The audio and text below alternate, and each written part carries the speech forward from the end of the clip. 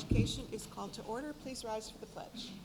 I pledge allegiance to the flag of the United States of America and to the republic for which it stands, one nation, under God, indivisible, with liberty and justice for all.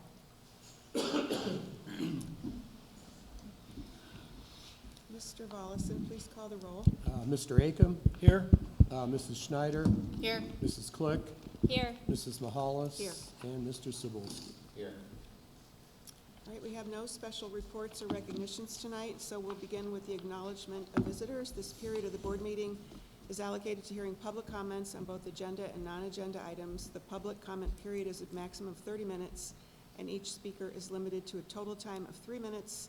Mr. Volleson will keep the time. Each person addressing the board is requested to provide his or her name and address upon being recognized, and that information will be included in the board meeting minutes. And tonight we have Ms. Conti to speak.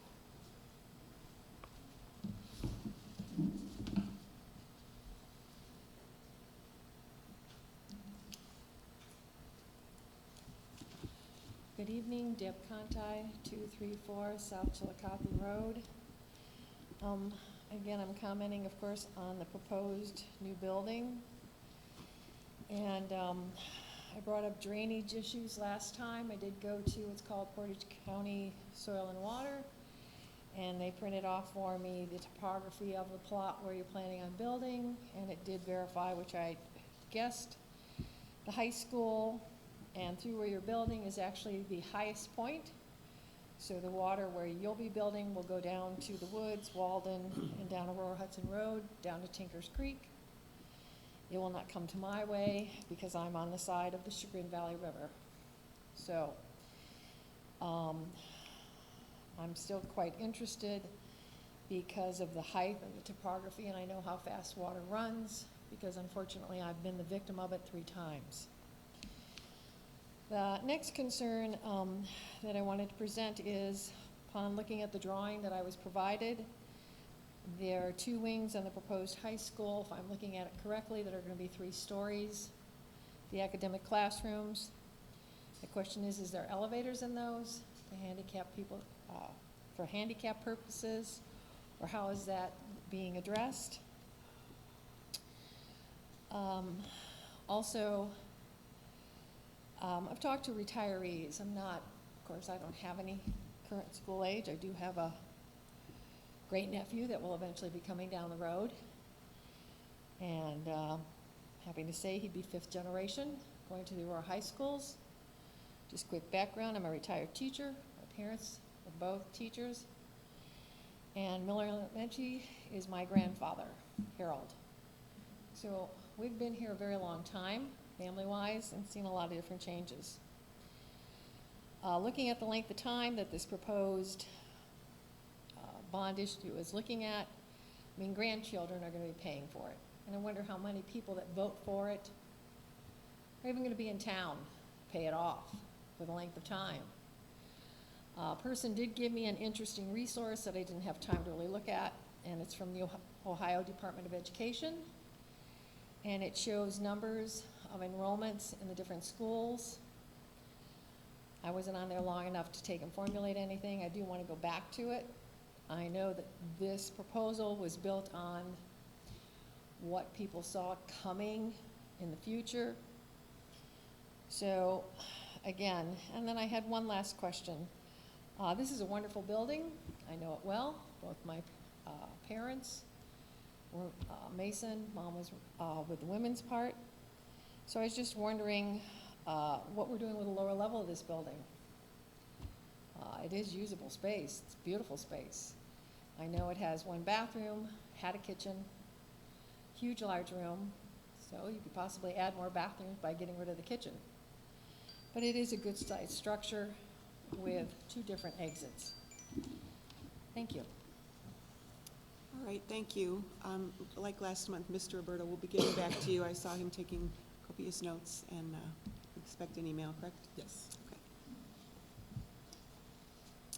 All right, next we will move to the approval of minutes. We had a special meeting on June 12th. May I have a motion for approval? Move. Second. Are there any comments or edits, additions to those minutes? Mr. Volleson, please call the roll. Mr. Sobolski? Yes. Mrs. Schneider? Yes. Mr. Akam? Yes. Mrs. Click? Yes. Mrs. Mahalis? Yes. And then we had a regular meeting on June 24th. May I have a motion, please? Move. Second. Any comments about those or additions, edits? No. Mr. Volleson, please call the roll. Mr. Sobolski? Yes. Mrs. Schneider? Yes. Mr. Akam? I was absent. I should abstain? You don't, no, you don't have to. No, yes. Mrs. Click? Yes. Mrs. Mahalis? Yes. Great. Minutes are approved as written. We don't have a superintendent's report, but is there something you wanted to say? You're going to wait, say it later? Yes. Okay. All right, then Mr. Volleson, we're ready for the treasurer's report. Thank you, Mrs. Mahalis. This evening I have two resolutions for your consideration, and we'll start with the financial report for June, the last month of the fiscal year. And in June, our expenditures exceeded revenues by about $3.4 million, decrease in our general fund cash balance about $13.9 million at the completion of the fiscal year. Revenues are about 5% greater than projected, and expenditures about 14% greater. One thing on the revenue side, restricted grants and aid includes our special education catastrophic aid reimbursement for fiscal year '24 at $169,147. And giving you previous years, you can see it kind of goes up and down, and it just kind of depends on how much money is available at the state level, what all the requests are, and it's then divvied out proportionately to the different school districts. On the expenditure side, advances out were $631,000, about $540,000 greater than projected, and what they are, the main cause of this are necessary advances to some of our ESSER funds, which obviously will then be paid back to the general fund as we receive those federal dollars. So for the fiscal year, our revenues were $237,252 greater than projected. Expenditures $782,368 greater than projected. Gave us an unfavorable variance of $545,115, but that's basically the same amount as the advances out variance. So the big cause for that $545,000 variance was the advances out to ESSER, and those dollars obviously be returned into the general fund. So at the completion of the fiscal year, we have a general fund cash balance of $874,232,000 and an unencumbered fund balance of $13,352,421. There's two spreadsheets I've included, and kind of the first one shows a comparison between fiscal year '23 last year and fiscal year '24, the one we just completed. If you look at that, our operating revenues, which is line 1.07, increased by $3.9 million, about 9%. 3.3 million of this, about 85% of this, was the result of the real and business tangible personal property taxes from the passage of the levy. So obviously, the major portion of our increase in operating revenues were the additional dollars we received because of the levy. Operating expenses increased by $1.8 million, two main areas, personnel costs, salaries, and so we're $615,000 higher, and overall benefits about $750,000 higher. Overall, we expended about $1.3 million less than we received, increasing our end-of-the-year cash balance to $13,874,000. So about roughly 3.5 months worth of expenditures. So obviously, puts us in a position that we like to be. We don't want to be below 2 months, so we're well above that at this point in time. Non-personnel related expenditures, we did expend about $378,000 more than we did last year. This is in the areas of purchase services, supplies, and materials, and capital outlay. The other spreadsheet just kind of goes back a little farther. It's more of a 5-year history of our revenues and expenditures. And over the last 5 years, our revenues have grown by 17.6%. Again, we passed the levy, and that's a main portion of that. Expenditures also increased by 15.34%. So passing the levy keeps us above water, so that got us above what we had expended. And so overall, that is the general fund report for June and for the fiscal year '24. Okay. Exhibit D1, resolution to approve financial statements and reports. May I have a motion? Second. Are there any comments or questions? We're thankful for the passage of the levy that keeps us above water. Absolutely. All right, Mr. Volleson, please call the roll. Mrs. Mahalis? Yes. Mr. Akam? Yes. Mrs. Click? Yes. Mrs. Schneider? Yes. Mr. Cebulski? Yes. All right, resolution is approved. And the second resolution is the resolution to proceed for the bond issue. So this is the second of the two resolutions. Upon passage of this, this resolution, along with the first resolution and the county auditor's estimate, I will take down to the Board of Elections, and that will put it on the ballot for November. All right, may I have a motion, please? Moved. Second. All right, I'll start by saying that assuming you get it there by August 7th, we're on the map, right, so to speak? Yeah, And, that is correct. Mary will okay. put the stuff together tomorrow, and we'll Yeah. get it there this week. Okay, Mr. Roberta, did you want to start with something here? Is this where you wanted to talk about? I just, in relation to the, make sure this is on, in relation to the bond issue, I just wanted to thank the board for their support up to this point, and should you choose to put this on the bond issue, on the ballot for November, we already have started setting up a number of community events and meetings. There's 4 different events that are going to be held at this particular venue, and then we're also going to be meeting with other groups like Rotary, Chamber of Commerce. We'll be visiting the senior centers, setting up, actually already have one set for the Walker Center for that. So we're going to be getting out there, sharing information from that in relation to this particular issue. All right, Mr. Roberto promised me that everyone, all the voters in Aurora between now and November Yeah. 5th will have plenty of opportunities to come somewhere and Yeah. listen and learn and ask questions about the levy so that everyone is well informed. And this document that was sent to us, the 333, is that something that's already been posted? It is not yet on our website, but we Okay. will be getting it out. I was just sharing it with the board so they had that opportunity to see that. Okay. Yeah. Well, it's very good, so I thank whoever, the men and women who put this together. And it's clever, it's smart, it's succinct. We understand that this is a big ask, that we're asking for voters to invest in not just our schools, but in the community at large. And it's crucial that we all know what we're voting on and talking about. And I'm looking forward to attending some of the gatherings that you host and helping to answer some questions if I'm able. Are there any other comments? All right, then, Mr. Volleson, please call the roll. Mrs. Mahalis? Yes. Mr. Cebulski? Yes. Mr. Akam? Yes. Mrs. Schneider? Yes. Mrs. Click? Yes. All right, resolution is approved. Next, we have, under new business, we have 7 personnel issues. Oh, no. First, we don't have any resolution to accept gifts and contributions, right? I don't see any. Okay, it's on. All right, so 7 personnel issues. I'll read through them, and then I'll have a motion to accept them all together. Exhibit E1B1 is a resolution to accept resignations. Exhibit E1B2 is a resolution to award supplemental contracts to district personnel. Exhibit E1B3 is a resolution to award supplemental contracts to non-district personnel. Exhibit E1B4 is a resolution to approve the introductory appointment of support staff. Exhibit E1B5 is a resolution to employ licensed substitute teachers for next school year. Exhibit E1B6 is a resolution to employ support staff substitutes for the 24-25 school year. And I'm actually going to stop there. Instead of doing 7, we're going to start with 6. May I have a motion for approval, please? So moved. Second. Are there any comments or questions about those 6 resolutions? Mr. Volleson, please call the roll.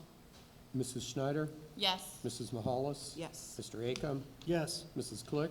Yes. Mr. Cebulski? Yes. All right, resolutions are approved.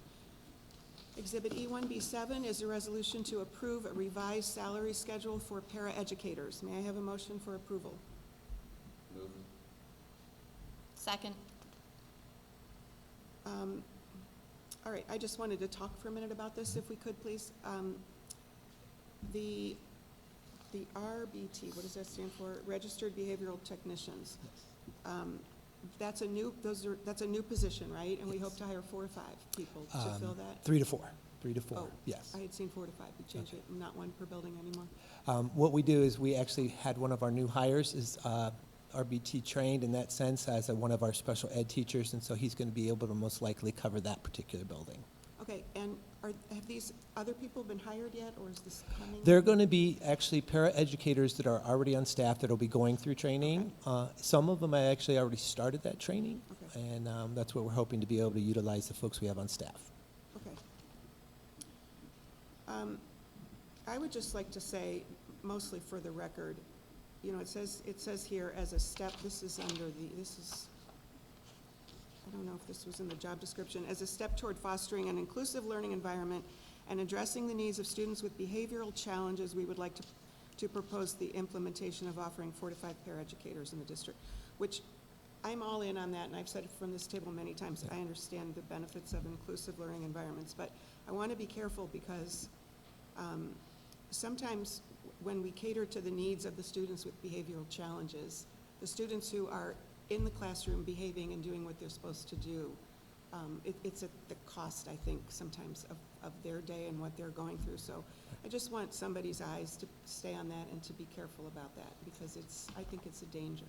Understood. these days, yeah. Yeah, Victor Torres and Mike Maglianico are kind of aware of that balance that it takes between those pieces, and the idea is that this will also help those students develop those internal skills as well, but understanding your point of view about not undermining some of the Right. other. I mean, I understand how general- it helps the students with behavioral challenges Yeah. to see how typical children Yeah, act and behave in a classroom, but sometimes it's not to the benefit of everyone in the classroom. So, you know, I'm not an expert in this, but I just know what I know from what I hear from Sure. people and parents who talk to me and teachers, and so I just want to be careful of that. Okay. Are there any other comments or questions? Just to piggyback on that, I'm sure that Mr. Torres, Mr. Maglianico have a process that they follow to determine if a paraeducator is warranted. Working in schools, I know that the trap is always to add people, add people, add people. And so it would be nice to know that there's a detailed process that's followed, maybe a rubric or something that they use to determine that they've exhausted all other opportunities or avenues prior to adding staff. Great observation, and we do have a process in place. What I will do is I'll get that to the board. I'll put it in this Friday's notes to the board, but it'll be able to break down through, which includes a recommendation from the teachers to start things off, and then a committee that would be looking at that, going back and looking at using a series of rubrics to determine those steps. But I'll get that to all the members of the board so you have that as a review. Thank you. Yeah. Anything else? All right, Mr. Volleson, please call the roll. Mr. Acom, Yes. Mrs. Mahalis. Yes. Mrs. Click, Yes. Mrs. Schneider, Yes. Mr. Cebulski. Yes. And I, for one, am very happy that we're doing this, that we've looked at the salary schedule. I think sometimes I think in our case, it's all ladies. Is that true in our school district? We at actually the have a moment? mix, And- but okay. mostly majority. Oh, okay. So I think many of them serve sort of on the front line, and we're thankful to them. I wish that we had done this before now, and I wish it could be more, and maybe one day it will be, but for now, it is what it is. Agreed, thank you. I do believe it's long overdue, and I appreciate the board's support in this. Okay, resolution is approved. So next, we will move to Exhibit E1C, which is a resolution to approve an out-of-state and overnight field trip. May I have a motion for approval? Moved. Second. Any comments or questions? I have a question. I assume it's the same as it's always been, that if a child can't afford it, we have a fund, or you would let the board know before something would happen, right? Yes, especially because this is curricular, really curricular, in terms of this is so incorporated into the 8th grade year.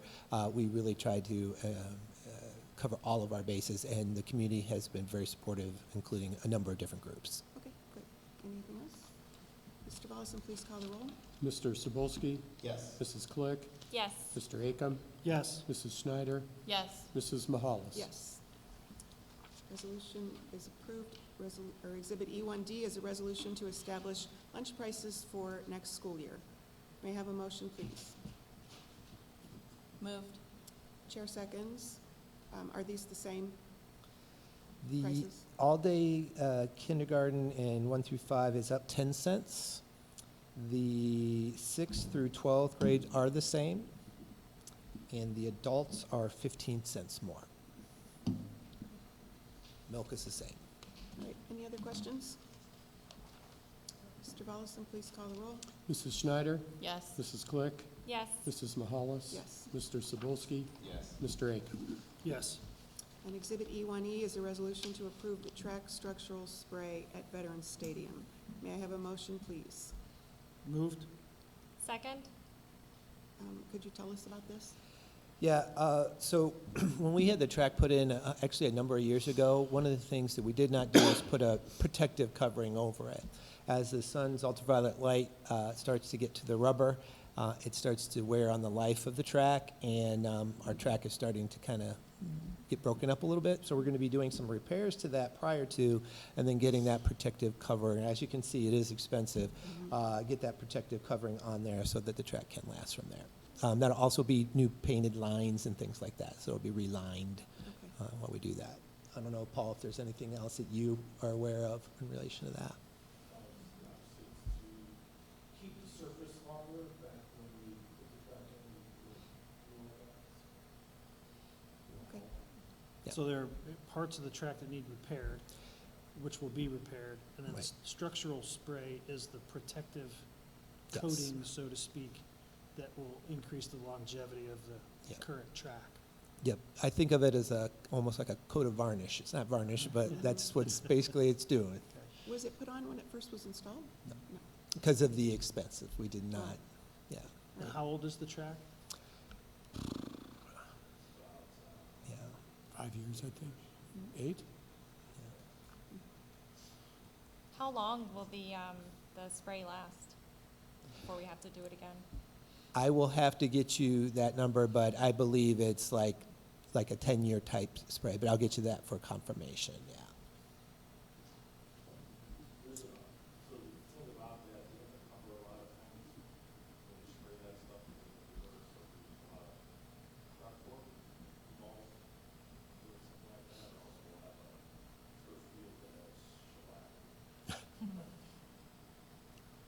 When did we realize we need to spray and repair the track? This has been something we knew that, again, 8 years ago when we purchased it, that we didn't have the funds at that time, my understanding, to put that protective coating on. So it was always something that was going to be put on, but never really was. And so as we were looking at it and starting to see the deterioration, we knew that we needed to, set aside the funds to do that.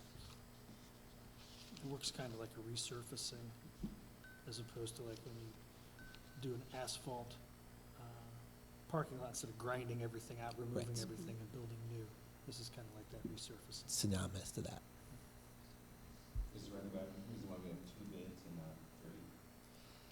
My understanding is that there was not a third company out there that was able to bid on it, yeah. Anything else? All right, Mr. Volleson, please call the roll. Mrs. Click, Yes. Mrs. Mahalis, Yes. Mr. Akam, Yes. Mrs. Schneider, Yes. Mr. Cebulski. Yes. All right, resolution is approved. Under board items, I would like to congratulate Jennifer Bendis on being selected as the District 9 Teacher of the Year, and now she's in the running for the 2025 Ohio Teacher of the Year. Thanks to Rachel Wright for nominating her. And also, I'd like to congratulate Mike Hayes and his staff for 88% passage on a record number of tests, AP tests being taken, which were 977, and I hope to hear more about that in the upcoming months. Yes, Paul will share some of that with one of his reports coming this fall. Okay. And then we need to talk about lacrosse. It's been recommended that we do not make it a varsity sport for next school year, but I know that there's some discussion to be had. So who would like to go first? If you'd like, I can kind of Yeah, give a that'd be little bit great. of background, if that's okay. I'll start. Just not only for the board, but for everyone. You know, one of the things that we talk about is going from a club sport to a club sport to a sport or integrated varsity sport. We do have a board policy that the board established that has us answer a series of questions each year in terms of form of evaluation. So to start, we did go through those, and so I wanted to pass these to the board, share that with the board if you did not print it out I did. from there.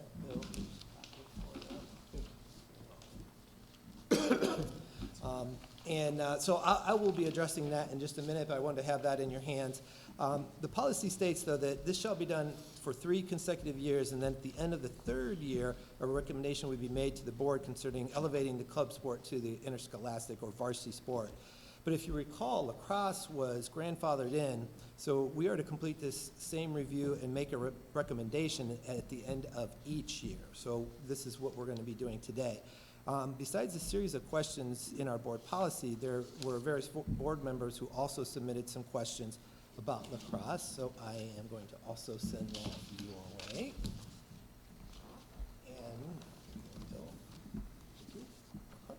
And for the purposes of just addressing some of these, but also having time for the discussion piece, I'm not going to get into the details of all, there's 12 questions here, but I did want to be sure that we touch base on each of these. So, for example, one of the questions, the first one you can kind of see there, talked about the idea of the actual cost for lining the turf fields for both boys and girls lacrosse, you know, sidelines and things like that.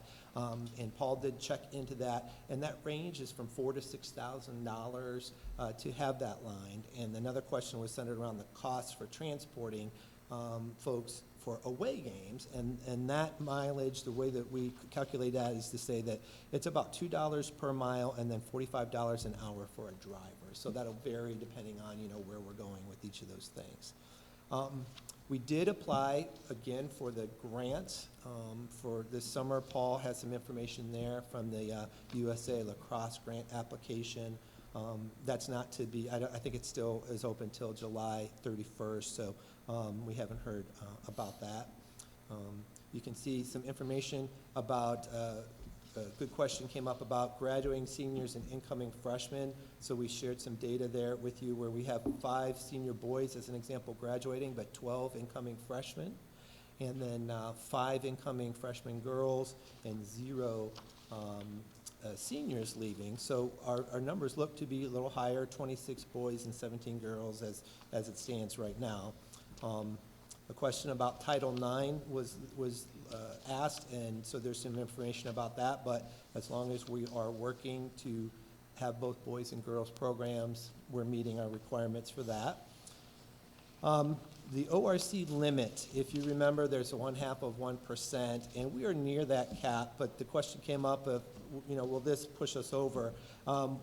We will, if we were to add lacrosse, stay under that cap. But part of that is because we're bringing in more revenue, so that 0.5% also grows. So as long as we're not adding sports in the near future, other sports, we would stay under that. And there are other ways to raise that cap. For example, we have low pay-to-play at 100. I'm not saying it's a good idea, but that's just one example of how to raise that revenue as well.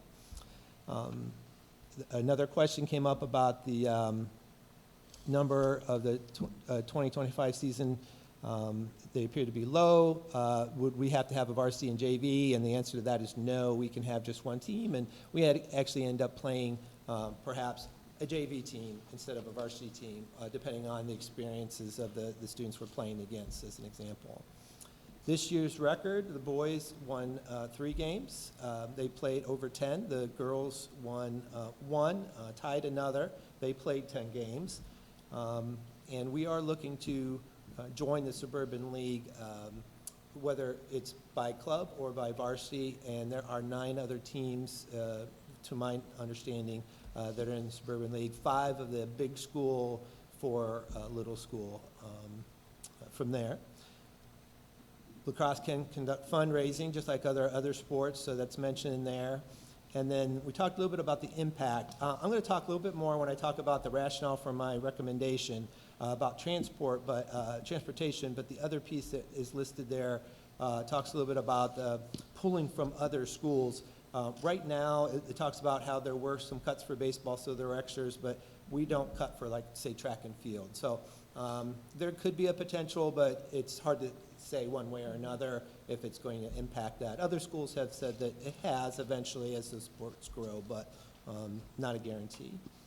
And then in terms of promoting, just like any of our other programs, we would always be sure that the morning announcements, so we get things out on Twitter, there's signs and posters all around the school announcing games and things like that. So similar promotional philosophy, I guess, as to other sports and clubs.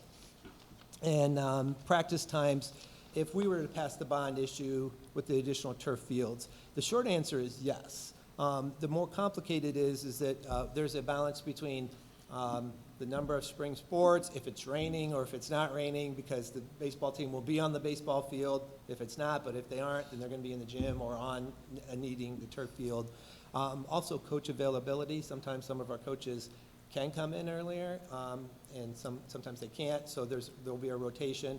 But the short answer is that with 2 new turf fields, potentially with the bond issue, and 2 new gymnasiums added to what we already have, it will help without question. And then the last question talked about, and again, can get into deeper with all of these, I'm just giving you just an overview, talked about the idea of further elaborating on the rationale, and so that's what I wanted to get into just to kind of finish things up before we open up. So I did want you to know that we used the questions from the policy that ask us to review each year, and so those questions and those answers are in front of you in relation to that. And as I said, that we are looking to recommend lacrosse to be a club for this coming season, 2025. And there were 4 areas that we looked at to consider this rationale. So the first was the total number of participants in both boys and girls programs. So there are 10 boys, 12 girls on a lacrosse field during a game. So on paper, both programs had enough players to play. However, to field competitive teams, more players would be needed on each of the teams. As an example, when all the girls were present, they were unable to substitute players out, and that is a hardship because there's lots of running with lacrosse. And though the girls played 10 games this year, they did need to cancel some games due to just lack of players not being able to make it. The boys did have enough players to substitute during the game and were able to play all of their games with a little bit of flexible or creative scheduling to be sure we caught the availability of the boys. We would like to see each of the programs consistently have enough players on the team to allow for substitutions and a commitment to the actual created schedule with no cancellations due to lack of players' availability. So this would mean we would want to see multiple years of hitting this particular mark. Next year, we hope to hit the mark with projections, as I mentioned earlier, for a net increase of 7 boys and 5 girls. We would then be looking at 26 boys and 17 girls participating in lacrosse for the 2025 season. Could be more, could be less, depending. We also want to do more than just say we have a varsity lacrosse team. We want to be able to build a program and develop a culture that matches the other sports programs we provide. So in order to do this, it is a process, and therefore it takes time to develop players and allowing them to connect and function as a team. This process is recommended over rushing to put a product on the field so we can say that we offer varsity lacrosse as a varsity sport. Finances were the 3rd category we looked at when developing the rationale for our recommendation. The district provided approximately $30,000 to start up the teams, as is broken down in the end-of-year evaluation. 50 families provided close to $17,500 through their club participation fee. If lacrosse were to move from a club status to a varsity sport, the coaches' salaries would double from a maximum of 6% to 12%. This would also mean we could host home games, which would cost extra, as well as I mentioned, lining the fields anywhere from $4,000 to $6,000 for the boys and girls lines on the turf. Hosting games costs approximately $442 a game for officials, ticket takers, site managers, clock managers, and announcers. We estimate that the varsity lacrosse would cost a similar amount to run as our soccer programs. So the cost to run a soccer program for the year is around $30,000 for the boys and $30,000 for the girls. So you're looking at a cost of approximately $60,000 a year if you were to have lacrosse added for both boys and girls. And then the fourth and final area of consideration was transportation. So if lacrosse were to become a varsity sport, it would be added into the bus rotation that ideally would not be needed. Hopefully, we'd have enough buses that everybody could go, but that's not always the case. By the way, we have enough buses, it's the bus drivers. However, if we are short on bus drivers, the spring sports, which includes boys tennis, girls track, softball, baseball, the middle school's boys and girls track as well, and lacrosse, if it is a sport, would rotate on who would get the first available buses after school, and others would need to wait until a bus becomes available. Any club would not be transported until after varsity sports were picked up for their games. So that's the difference between the varsity and being a club. Though we are increasing the number of bus drivers, we just approved 4 more, so that's good, on staff for next year, and have added a second van in the district. Adding 2 more varsity teams in the spring would put additional stress on our transportation department, which would impact all existing spring programs. So our recommendation to continue lacrosse as a club does not mean we do not see the value of lacrosse eventually becoming a varsity sport. Quite the opposite. The rationale, as explained, is multi-pronged and takes into account the time it takes to build a quality program from the ground up and the overall impact on the school district as a whole. It's a recommendation that looks for us to walk before we run. That's the rationale. So that's the overview, and having those questions in front of you from both the board policy and from the board, I wanted to open it up for any questions you might have in relation to the recommendation. Were there, in this previous spring season, were there any issues with transportation? Since it was a club sport, all the games, I'm assuming, were away and Yes. needed bus transportation. So was there any games that had to be canceled or issues that happened with that? Yeah, and that wasn't only because of lacrosse. We were short drivers here and there. Actually, I think we said we spent less money in transportation in the spring than a typical year because of lack of drivers being able to take, and so we had parents having to help drive and things like that. But so that wasn't necessarily because of lacrosse. It was just a shortage of drivers. So if it stayed club, that issue necessarily wouldn't, I mean, it would still be a problem whether it was varsity or a club, correct? The idea is that when a bus becomes available, the varsity sports would be first on the list, and then the club sports would follow.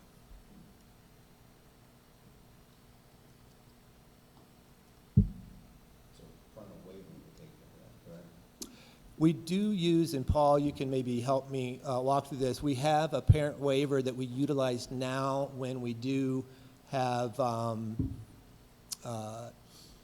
bus shortages and things like that. That's utilized. Paul, I don't know if, I know it works for parents driving their own kids, but oftentimes we might have someone not have a parent available, and if you could address that. So to first kind of follow up on Molly's question, so last spring we were in a pattern for almost every day that we could not get our first bus until 4:30, call 4:30 out after the runs were done. And so they go do their runs, come back. Most days we need 3 or 4 buses. If we transport a track team, whether it be high school, middle school, that requires 3 buses alone. So we were trying to grab 5 or 6 drivers a day to start headed to these places. Darkness came into a factor early on in the spring, those type of things. We went for about a 3-week span of pushing this, probably the hardest it's ever been pushed for parents driving. And then we started getting a lot of pushback because people have to do their real job. They can't be here in Aurora at 2:30, 3 o'clock, so I get it. So we kind of pulled back, went to the later starting bus times because it's obviously started staying in lighter, longer. But it's a balance every day in our office. The transportation piece, really no one's problem. Every school district is fighting it. But we got to get kids home first, and then we have to transport a lot of activities with that. So it is a balance. The van will help with tennis in the spring, but the van's obviously not gonna transport 60 baseball players or 30 softball players and those type of numbers. So a good problem in Aurora is we have good numbers in our program that require more buses to transport student athletes. Don't move, because I'm sure we'll come back to you. That's fine. Other questions? With the new schedule, last year their club and all the games are away. Obviously, new league schedule, half the games will be at home. Not necessarily. The way the schedule is set up right now, Paul designed it. It has to be done a year ahead of time, and again, I'll let him kind of give the details. But the 30,000-foot view answer to the question is that we have to do those schedules a year ahead of time. So he looked at it as if, we do have potential for a varsity sport, and then we have the ability to change those home games to away games based on the club status as well. So the schedule posted, it's, So let's just talk about the schedule. So our schedules are very transparent in all our sports with the way we do things on clouds and stuff like that. So for my important thing was last year we put together a schedule with the help of the coaches, and we were way behind. So back last December, January, when we started this lacrosse thing, I just told the league, can you build us into the schedule for this coming year, 25, because we're probably either gonna be a club, a sport, whatever it may be, but that gives us, automatic 8 games, depending on how many to start with of that 18, and we do that. So that's why you see some of those. We put ours on there just as home, because going back to the facilities piece, we have to balance our home track meets, high school and middle school, and this lacrosse. There's only so many days a week, so if I had time, I could bring up my big spreadsheet here, how we do this, home track meet can't have a game. And so a lot of those games might need moved. Mark, one of our boys coach, knows this. He has that document in front of him. So it's kind of our strategy, and then we start fine-tuning a schedule as we get closer. So obviously we'll be wrapping up this spring's lacrosse schedule here in the next couple weeks. People started calling last May for the 25 season, and that's usually how it works a year in advance. I could share that with the board. Mike has it if you'd like to look at that. So what we did is just put games on the schedule, not knowing what we were going to do. We've been taking games when people ask us for games, because in a standpoint of whether it be a club or a sports, we're still going to need to participate in contests. So that's why you see some of that stuff. It's not all there. We have more in our document than it's actually showing to the public right now. And it's no different from our hockey schedule and those type of things. We get the initial league schedule, then we schedule our independent schedules, and we'd like to be done with that as soon as possible. This year, the hockey schedule from the league came out late, so everyone's scrambling a little bit, but we'll get through it. so whether it's club or varsity, it's still scheduling fields. Yes. In short, if it's a club, we'll be looking at buses more so. If it's varsity, it would be a combination of buses and fields. So someone So asked, we're not gonna have home games, what's that? we're not gonna have home games for club. Right, that's what is in the recommendation. We had no home games last year, correct? Yeah, and again, that has to deal with field, line in the field, officials, the gatekeepers and stuff like that. There's an issue, so I just did some, trying to wrap my head around this. And I do some rough math in my head, and it seems like the cost for transportation to a game is roughly about the same cost as it is to operate a home game. Yeah. So then, that's all in the budget, and the issue is the issue that there's an issue with field availability? Is there an issue with, we can't get workers for the games? Is there a difference in the cost? Because you're looking at about $5,000 to paint lines on the turf. Is it the same cost to paint it on a grass field? We can play lacrosse on grass, right? And are we can. utilizing all of our fields? While the stadium is ideal, for sure. I'm sure we could make sure that there were some home games in the stadium, but aren't there opportunities to use other facilities than just the stadium? There could be, but in my standpoint, here on the property, if we're using a grass situation, whether it be Layton or out here, you know, if you don't have kind of restraining lines, balls are gonna get pretty close and balls are gonna be flying every which way at spectators. So obviously we don't have a netting system. This needs to be. In the stadium, it's a little more controlled because they're up out of the way.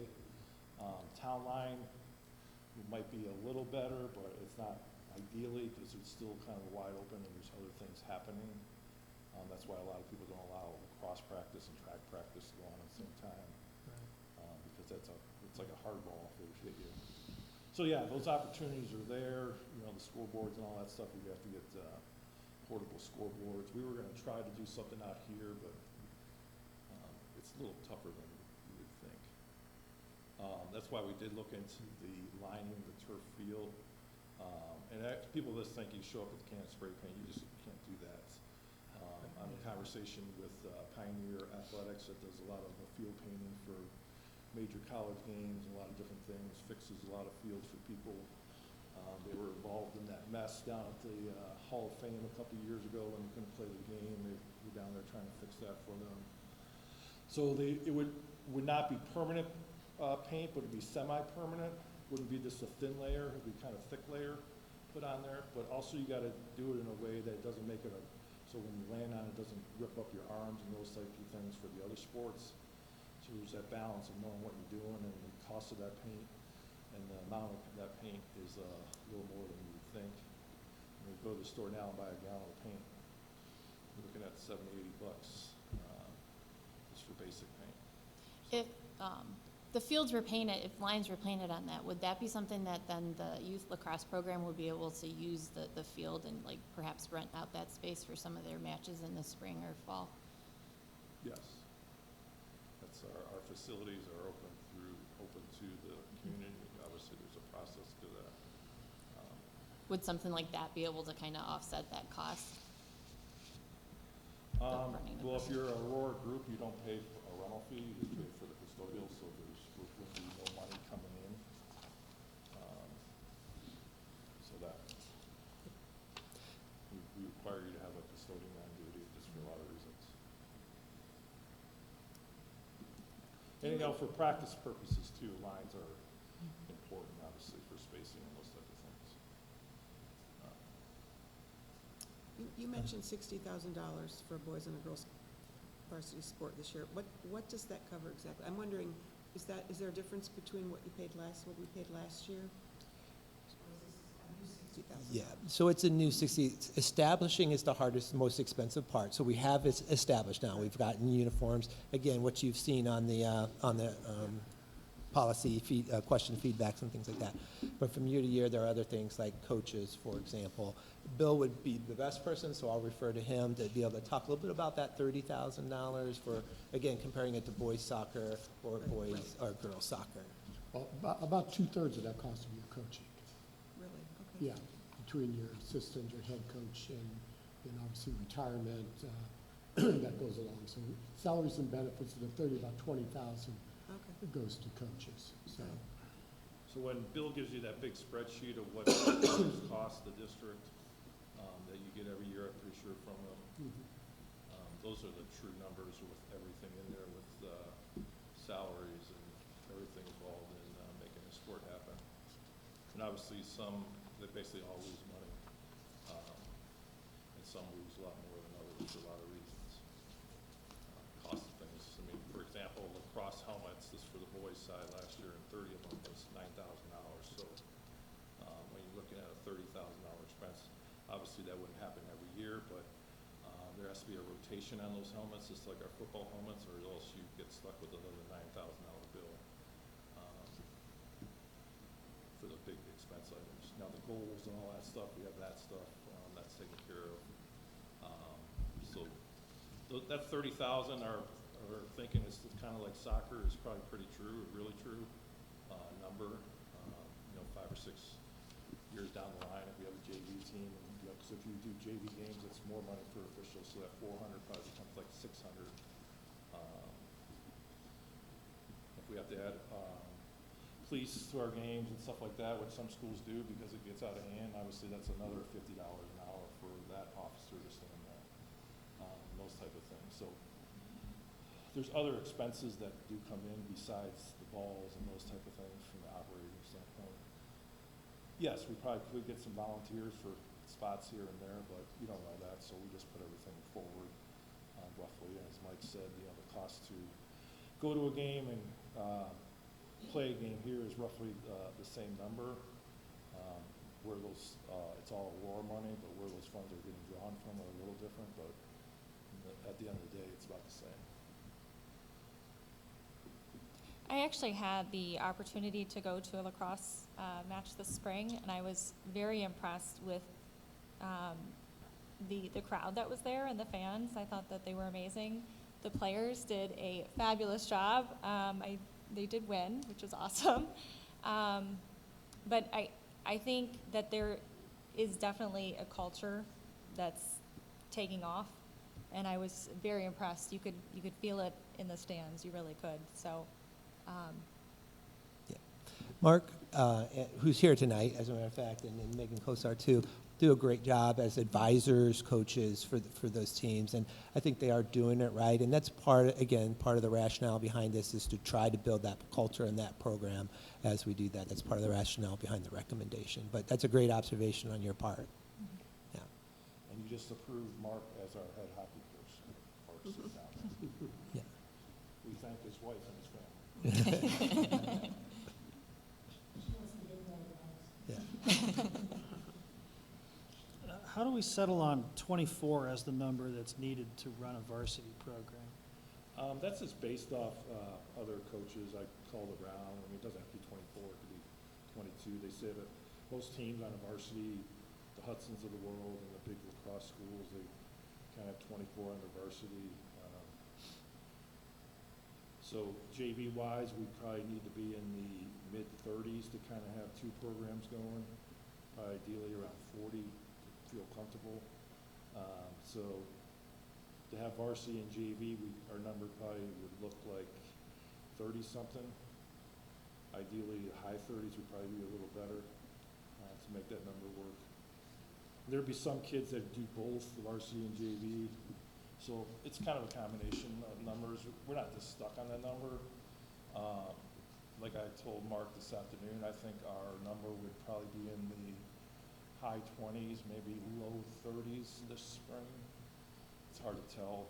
People commit to things and then tell them. And I'm pretty sure I probably could get our girls up in the low 20s. I think that would be a pretty good goal for them, with Megan being at Harmon. Couple things there. I think that will grow a little bit.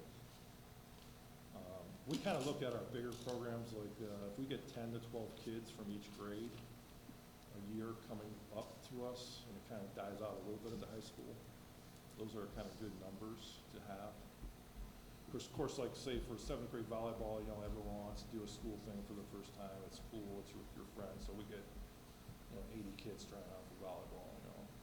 So that number starts dwindling a little bit in those sports. We were fortunate to get the numbers from Aurora Youth Lacrosse, and those are there. And roughly speaking, there's a big group sitting at our 8th grade, coming into 9th grade, and we see already on final forms that those numbers are starting to sign up for that. But if you look at the other numbers, there's roughly, say, like 5 or 6 kids a year on both sides, maybe a little smaller on the girls' side, but there's pockets, I would call them, as it gets exposure. But that's only Aurora Youth Lacrosse. There's other. Yeah, there's kids that live in Aurora that play on other teams. That's something that we do in our hockey program. We try to identify kids that live in Aurora from all the way down to 3rd grade that play different hockey things, so we can track them and try to get them on our teams. Obviously, some choose to not to do that, go to private school, whatever they choose to do, but that's fine. But hockey's a little tougher because obviously the ice and all those things and the expense. So it's not like community baseball. Anything The, else? The boys' numbers seem to project closer to that 24. Did you guys consider whether or not you would, well, and the girls' numbers don't seem to get that far, but would you make one a varsity sport and not the other? So we talked about that, and we think that if we would recommend boys for varsity, we'd want to go with the girls and just build that program as well. That's why our recommendation, that's not why, but our recommendation is we're trying to look for them to have that one more year to build, because right now it's been 1 year in a row in terms of getting those numbers, and we're looking for a little consistency in relation to that. But we could, Title IX wise, be able to do that if that's what we ended up choosing to do. Okay. Elaborate on that, or? Yeah, I would agree with that for a lot of reasons. It'd be a lot easier to manage, and the kids would feel the buy-in either way, when you keep things level, especially at this age group. It'd be important to do that, whether it be a club or a sport with that. Yeah, obviously, the people have talked about money and finances and those type of things. The whole athletic piece, been doing this for 32 years, is climbing quicker than we could even keep up with. Official fees are going up because we don't have a lot of officials. They think that they pay more and those things. So our fixed costs, as I did a little thing in the fall, that number is going up immensely. If you talk to these community directors for baseball, football, their expenses are going up. So their fees are going up. So when you get the spreadsheet from Bill, it's just not like a shock. It's like, this is what it costs us. That $100 that we get for participation fee is maybe $70,000 of that big number. So, managing that is a big dilemma these days, and trying to stay underneath that level and trying to stay up with the Joneses and the other school districts. I mean, that's what we face. That's what people see. But we have to obviously be fiscally responsible when we do those type of things. So that balance financially for the athletics. And we don't have the amount of people going through our gates that we had in the past. I think social media, kids stay at home, adults stay at home, things are live streamed, they get updates, they can get anything they want really these days without going to any sport, live streaming and those type of things. So the balance of all that, our income and our funding is a little different.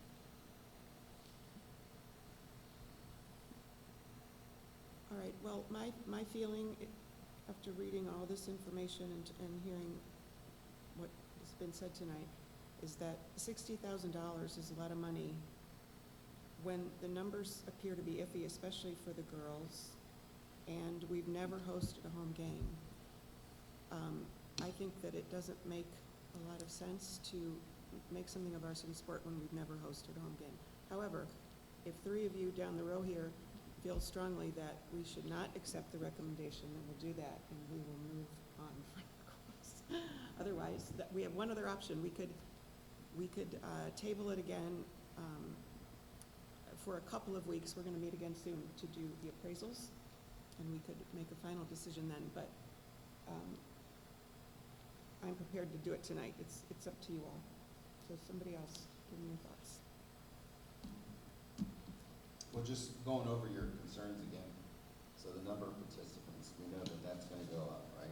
No? That's the bandwagon effect, and we're just using youth lacrosse numbers. There's other kids in the district that don't play a youth lacrosse. That you think would So, sign up. it's like predicting weather a week or two from now, you're really not gonna be on point with that.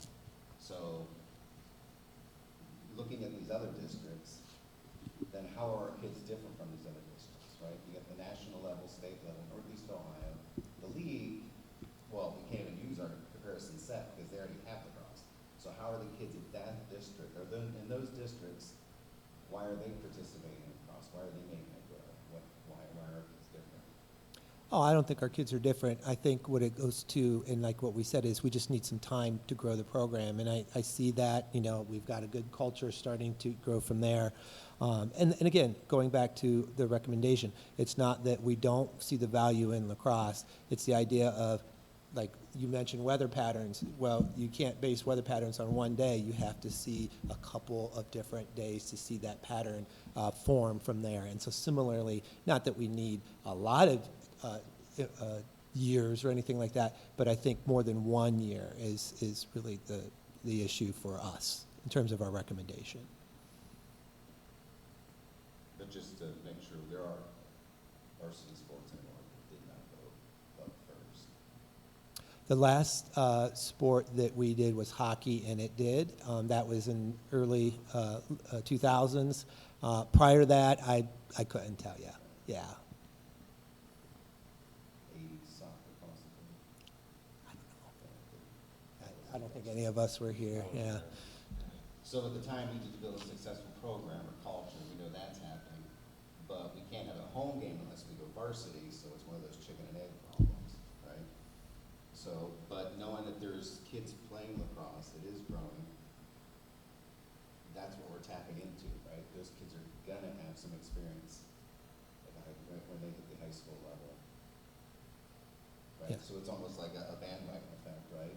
The kids see it, they wanna play it, they know it's a varsity sport, you get more involved, right? Then you got the social verification, right? They know it's good, they feel they like it, so you get more kids, it feeds itself, right? I do not disagree with you. I think where we're on the different pages, how fast we go. And then finances, we showed that we were there last fall, we're there again. And transportation, it'll only ease the transportation people at home games. What were you saying, what did you say about finances? I didn't understand. Well, we did the analysis last fall, we got from Bill, he said, no, we're good, we're under. And then we passed a new levy, and we checked it again just this past January, we're good, we're With the under. $60,000 number? Yes, Okay. and so the finances were good, and then it's just a matter of transportation where actually it makes it worse. If, you know what I mean, we're doing more transporting Yeah. children in buses because we're playing all the away games. Yeah. So it don't ease the burden. So we do have more, yeah, the transportation in that sense, but you do add two more teams, I'm sorry, into the rotation from there, and so that's the rationale that I explained in relation to that. But it's true, when some of those teams are home, you wouldn't need a bus for those times, but when and they will be away too, that adds 2 more teams to the rotation. So we got number participating, good, true, finances, good, true, transportation, good, true, and just the speculation on building a successful program. Well, again, relative finances, it all depends on your comfort with the 60,000 or not, that Pam had alluded to, and the numbers, the consistency from there as well. So it's that plus the culture, the 4 reasons. Right. Yeah. Regarding the $60,000, though, we've already committed to 75% of that, right? That's to get this program established in terms of the uniforms, the helmets, I mean, balls, and if they things like stay a that. club. But then each year after that, that's the idea for each of the boys and girls would be roughly $30,000 if we were to compare it to soccer. Right, but if it stays a club, then we're only paying the 75%, we're leaving that 25% Oh, I'm up sorry. for the, is Yes. that, Yes. Yeah. okay. And then that 25% will also still be reduced by the pay-to-play fee for $100 per player, and then also any revenue from ticket sales? So that number's, Yes, will be and it reduced. goes back to Paul's piece, is that helps, but it doesn't really cover, we end up being in the red. So basically, Yeah. Bill gives us a lump sum for athletics, we collect money, that goes back to the general fund, so obviously that doesn't equal, it's maybe probably not even half of that total number that he gives us. And that's not just Aurora, I mean, like Ohio State football program covers all their other athletics, that sort of thing. Yeah, So we'll have Right. revenue. athletics is just expensive, yeah. We'll have revenue, but it's not gonna be revenue that, I mean, all our sports, our revenues are hurt, gates are hurt. So that's a piece there. You know, and when they mentioned the 30,000, you know, that's with the JV team and all those things, so as this would build up, you know, it's gonna, we're gonna make that commitment over the next 3 to 5 years, 2 to 5 years, and that's where that piece will be, so next August at this time, if you don't see 30,000 under the cross, you know, don't be, but you have a JV team, and like Bill said, the supplemental coaching contracts are a big piece of that number, at 12% of, 48,000 times 4. So, I mean, that's almost half, not more, of that expense, some officials. So, when Bill gives you that, report this year, obviously look at the different sports and see where those costs are coming from. If you really look at our supplies, they're really not that big, but I can tell you, game soccer ball that the Ohio High School requires us to use is $100, one ball. The football is like $96. So, we could go on and on about some of these expenses that a lot of people wouldn't know about, but it adds up when you got 23 different sports, 60-some teams, medical staff, those type of things. Just in the athletics standpoint now, you put district expenses in of coaches, transportation, facilities maintenance, That athletic number is huge. We obviously thank our Board of Education, I say this at every award night, for keeping that $100 figure where it is, because if you talk to people in other districts, some people are paying north of $500 just for one sport. Up the road here, where I'm very familiar with, it's 25% of the sport costs goes goes back to the parents. So it varies. Drexel Broadview Heights is very high, what they pay to spend. Could be more than your taxes in some districts. To be honest with you, your kid does multiple things and you have multiple kids. I feel, I feel like as a program, they've met the benchmarks. I mean, I think everything that we've kind of laid out in that policies and in grandfathering the program in, I feel like they've shown success with that. And I feel like if we put this off as the recommendation of varsity for another year, we're gonna be having the exact same conversation next year. And I think, looking at that, I think it's what's gonna be beneficial to the athletes, to the students, and, I mean, I wish the numbers were a little bit higher, but, I don't necessarily see why you couldn't, go forward, with an attempt to make it varsity.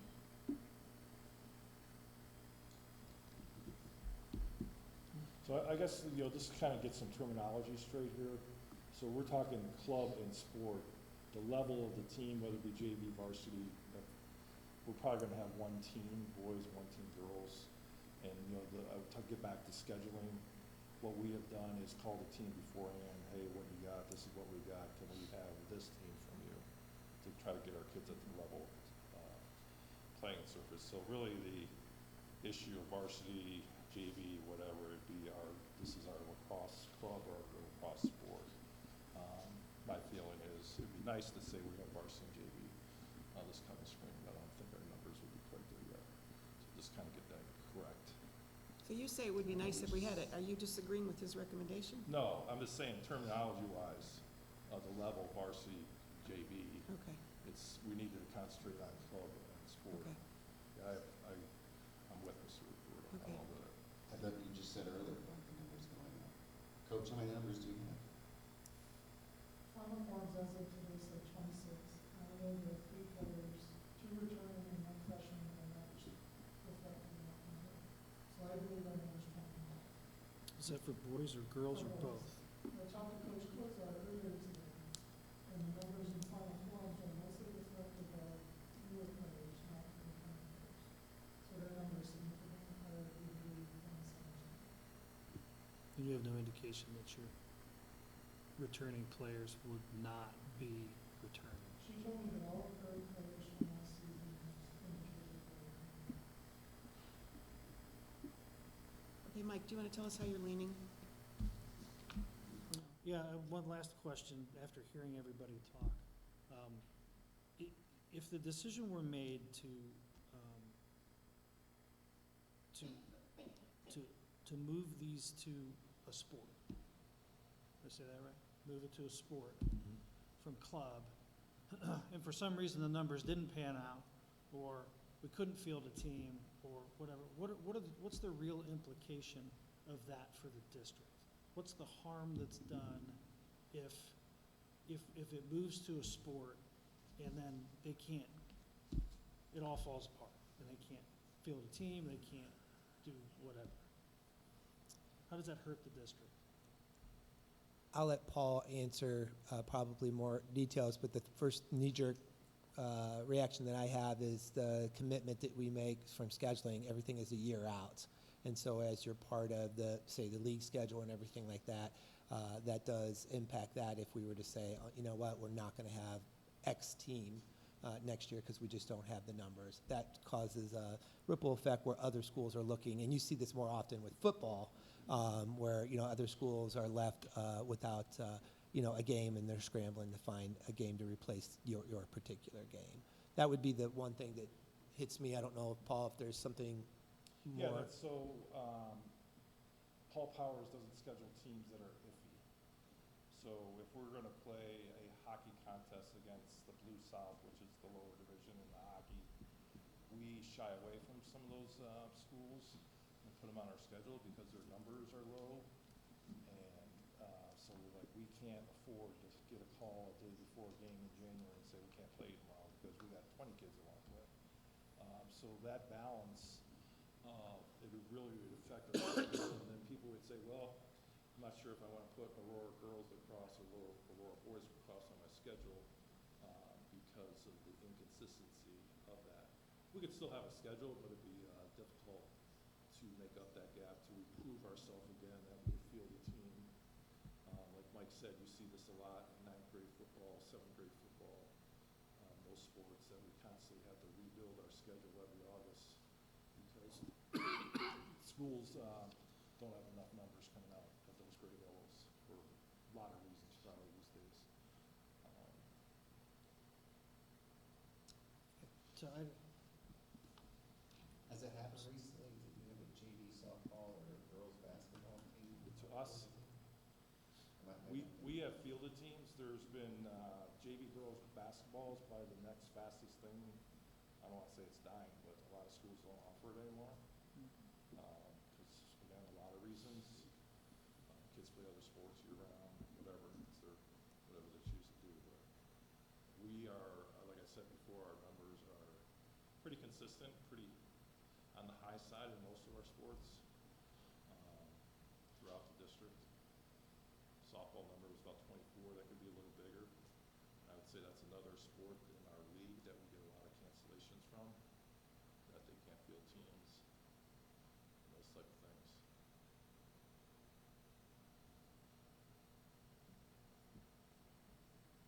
Okay. So other than schedule, not being able to schedule games a year in No, I advance. mean, you just there's call no- the AD and say we can't fill the spot. That's what we do.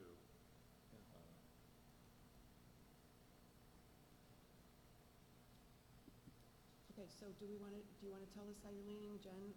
Or do you want to do this tonight, or do you not want to do this tonight? We have people here waiting on a decision. I'm in favor of making it a sport. Okay. Mike, did you want to add anything, or no? No. We're taking the safe road. Yeah, I mean, I'm not, I'm torn. I mean, I'm in support of the policy. I'm in support of finding, having a pattern established before you make those kinds of decisions. But I also recognize the uniqueness of this situation. I understand the passion behind lacrosse. I'm listening to the coach tell us what the numbers are. I don't see any massive implication other than maybe not being able to schedule games someday. And so, like, my logical brain is like, okay, I need the data and I need to be able to see the pattern. But when I look at the kids and I think about it from a kid standpoint, from my heart, I want to give them a chance. Okay. All right. So congratulations to the lacrosse players and families. It looks like it's going to be made a varsity sport this year. Okay, so what we'll be doing is we'll be putting Megan and Mark on the August board agenda for approval as coaches. We'll get that together instead of as advisors. and that'll be the official launching then of the interscholastic lacrosse team for boys and girls. Okay, I have one more board item. Please get your appraisal forms for Mr. Roberto and Mr. Volleson to Mary by the end of the month, by the 31st, which is a Tuesday, I believe? No, it's a Wednesday. It's a Wednesday? Yeah. And then I hope to meet the next week, either the 7th or the 8th of August. I'm hoping I'll email you all, and you too, and see if we can get together and go through those. Quick question, physical or email? Turn in the forms Turn physically in or? the Okay. paper forms to Mary, go ahead and put them in an envelope, Okay. you know, and she'll keep track of them for me, and when she has them all, I'll go pick them up. And we'll go from there, and then I'll be contacting each about August 7th or 8th. Okay, are there any other board items? All right, can I have a motion for adjournment, please? So moved. Second? Mr. Volleson, please call the roll. Mrs. Click, Yes. Mrs. Schneider, Yes. Mr. Cebulski, Yes. Mrs. Mahalis. Yes, Mr. Aiken. Yes. meeting is adjourned.